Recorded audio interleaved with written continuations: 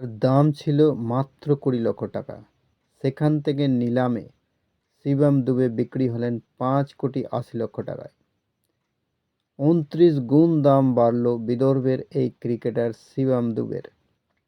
দিল্লি ক্যাপিটালসের সঙ্গে রাজস্থান রয়্যালসের লড়াই শেষে শুভমকে ছিনিয়ে নেয় প্রথম আইপিএল জয়ী দল।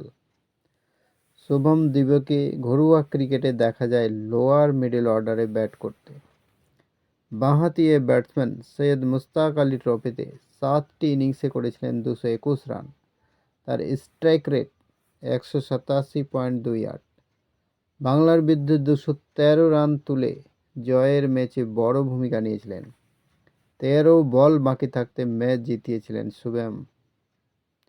একটি ম্যাচে ইম্প্যাক্ট প্লেয়ার হিসেবে মাঠে নেমে মাত্র 20 বলে 58 রান করে অপরাজিত ছিলেন তিনি।